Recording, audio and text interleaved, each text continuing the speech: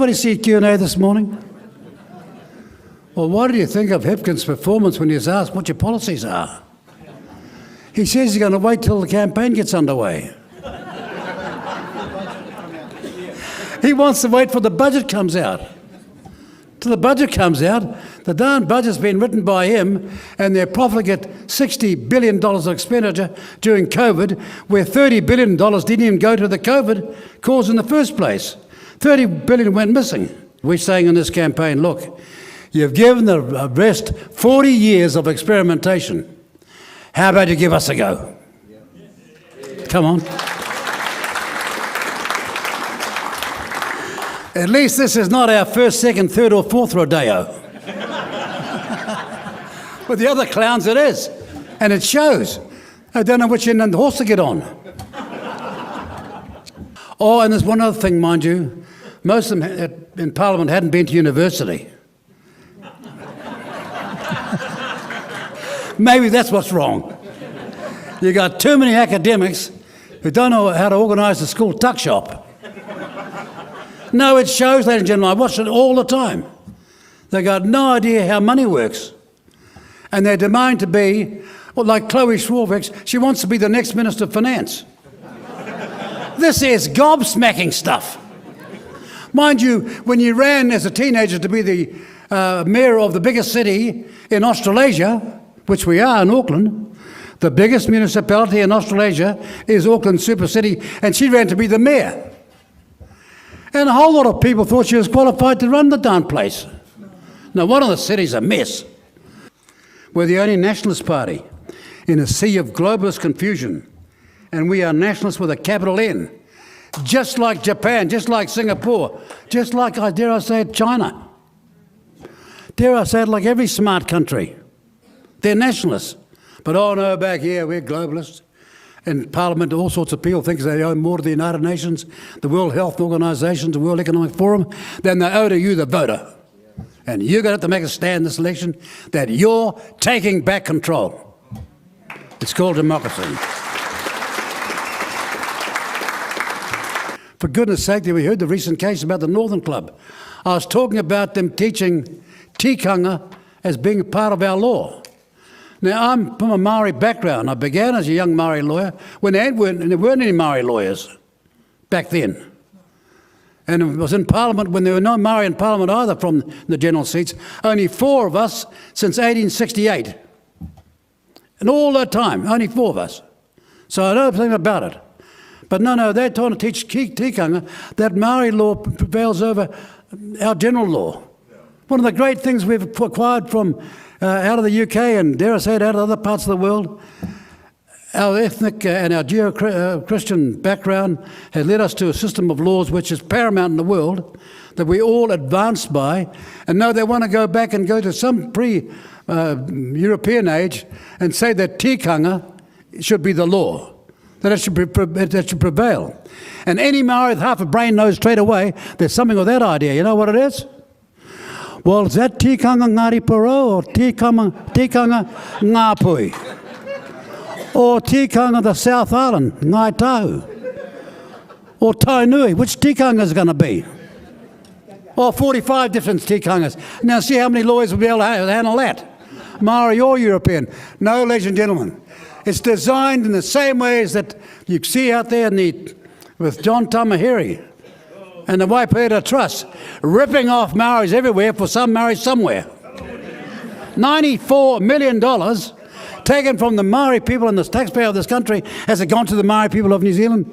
Oh, no, it hasn't. The highest executive fees of any organisation in this country. Over $500,000 each. On and on it goes, and guess what? The system's so cowed they're too scared to say, hang on, you're breaking the law here. You're a bunch of cheats. And Mr. Tamahiri, if you don't like me saying that, take me to court. Come on.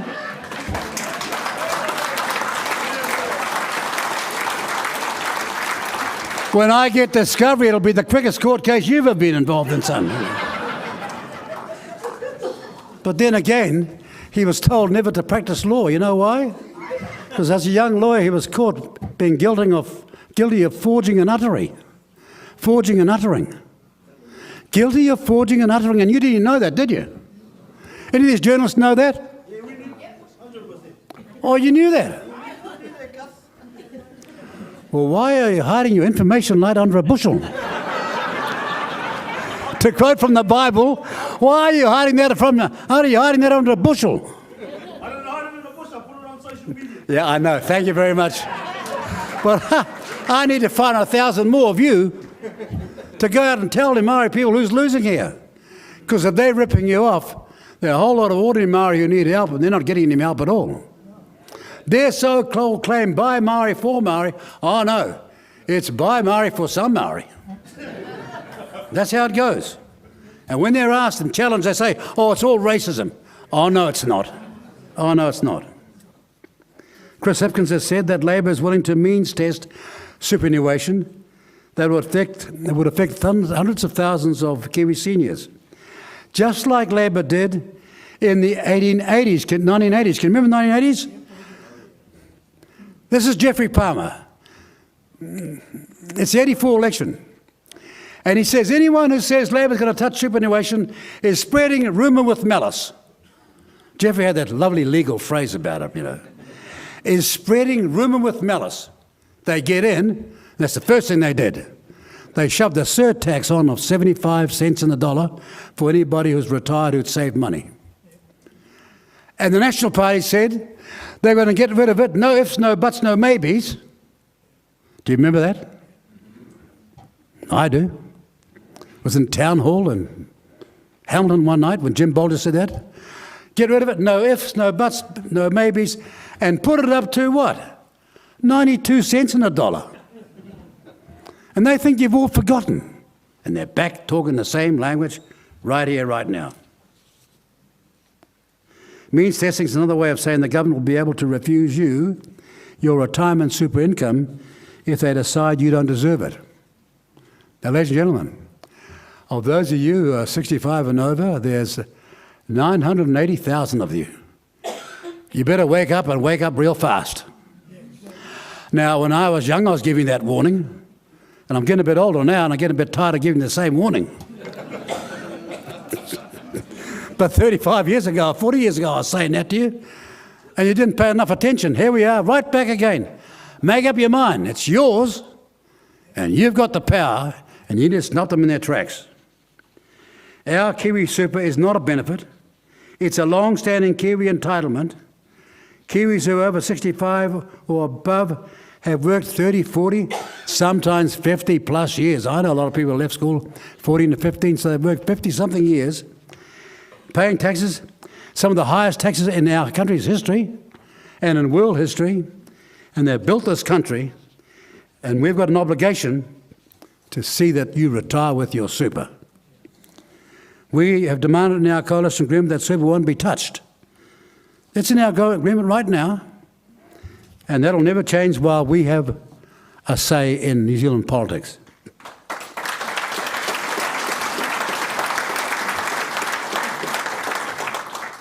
Ladies and gentlemen, on the question of immigration, for a number of years New Zealand First has been warning New Zealanders about loose immigration in the same way that is happening in the UK, Europe, USA, and more recently Australia. You've seen the scenes from overseas, and we make no bones about it. We believe everybody in this country, regardless of their background, is equal. Right? When you come to our country, you get the same rights as somebody. If you're here legally, you get the same rights as somebody who's been here 1,000 years. That's the way equality works.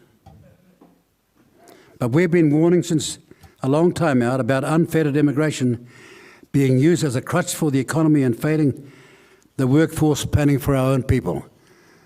Just bringing in others when we should be training and employing our own first.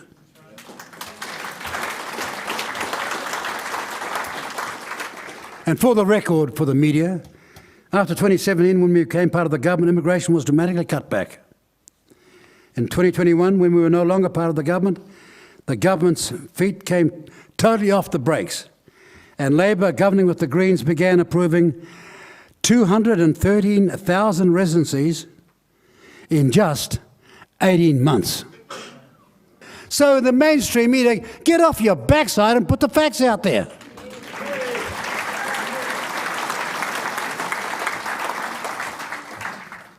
The fact is, half of all New Zealand citizens who have moved to Australia, as I said, weren't even born here. They've often left their parents here for us to look after whilst they're banished to Australia. All at our cost. And every time you raise a question about that, they shout, oh, he's a racist. Oh, no, you don't. I'm not the one who's racist. What we're trying to do here is be responsible and be fair. Diversity is strength. You know, they love this word. Every time you get up, they complain about that. They say, oh, diversity is good for you.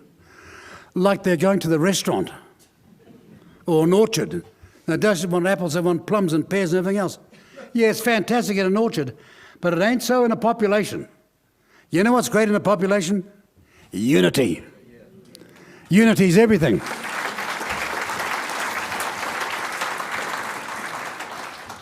So the choice is in your hands, not the hands of the retail globalists like Hipkins. If the most greatest scholar WhangāreiTim ever had in law, a man called Upper Ngata, thought there were no principles in the Treaty of Waitangi, then nor do I. I trust him. I trust Buck and Pomare and Carroll, these famous Maori leaders of the past, who understood what the treaty was about until this new bunch came along and went off to Auckland University, sociology department, and thought they'd rewrite the law themselves. Just a joke. And the biggest people to suffer will be Maori, because so much money will go to it. I'll give you an answer to that. You take Maori radio and Maori TV. If we'd have spent Maori radio and TV money all these years on Maori housing, there wouldn't be a Maori family without a house now. That's the truth. There wouldn't be a Maori or a Polynesian family without a house now. They've spent billions. Seen any value for it? It's astonishing, really. You know, they dance around there when we go to Waitangi and they're doing all this kapahaka stuff, and I'm looking and I think to myself, don't these people know? Who was the guy that gave financial funding to get kapahaka started in our country? Put it on the same basis as the National Orchestra. Do you know who that person was? The person they're spitting, shouting at it in Marae. Me. Right? Because I think Maori culture, everybody's culture is important. But there's a place and time and place for everything. Not ramming it down our throats. I go to a meeting, they want to have a 2-hour Maori prayer. Yet I never saw them say grace when it came to breakfast. True. You all know it. Thank you very much.